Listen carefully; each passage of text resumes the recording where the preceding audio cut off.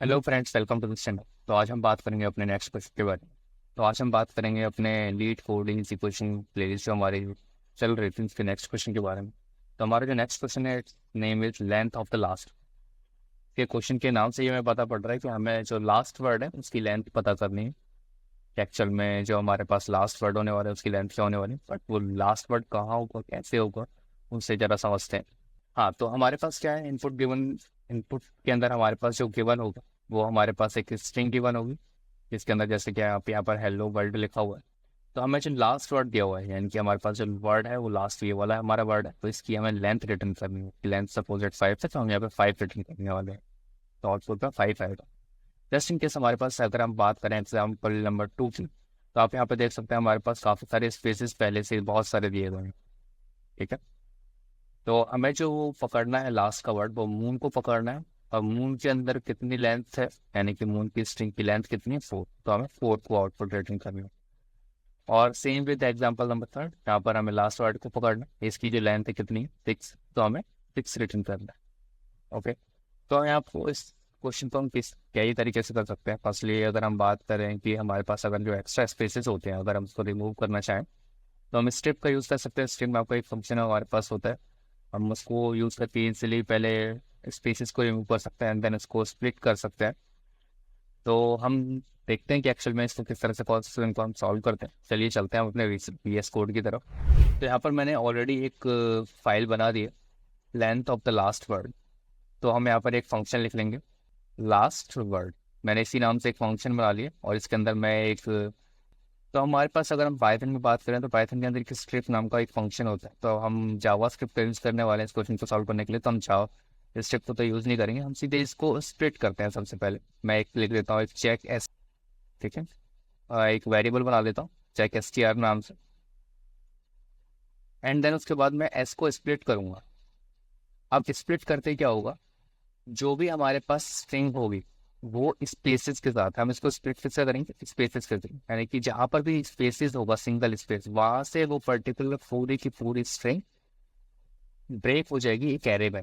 ठीक है, और अगर जब ये एरे में ब्रेक हो गई, ओके, तो अगर हम इसको एक एग्जांपल लेकर समझे कि एक्चुअल में ये हमारा स्प्लिट फंक्शन किस तरह से वर्क करता है, तो अगर यहाँ पे मैं लूँ, एक स्ट्रिंग लेते हैं, हम इसको स्ट्रिंग लेते हैं। स्ट्रिंग अगर सेकेंड स्ट्रिंग अगर मैं लूँ, जस्ट इन केस अगर हमने हेलो वर्ल्ड नाम की एक स्ट्रिंग ली, ओके, और मैं इसको स्प्लिट करता हूँ विद द स्पेस, यानी कि हम यहाँ पे स्पेस के थ्रू स्प्लिट कर रहे हैं, तो ये एरे फॉर्म करेगा।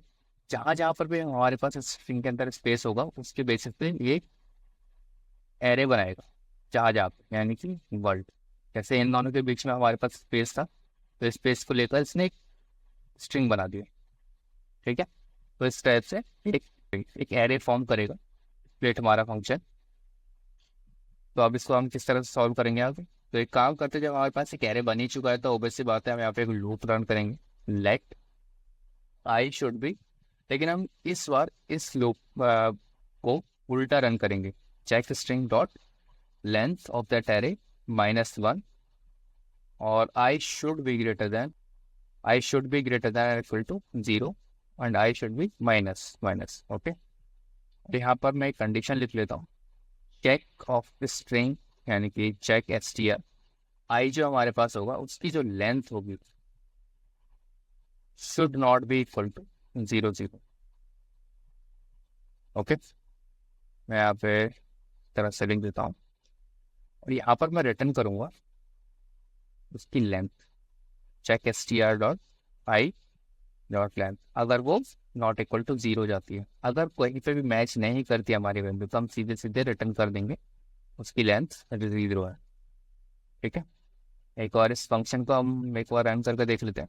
पहले मैं कंसोल डॉट लॉग लगा लेता हूँ, console dot log length of word.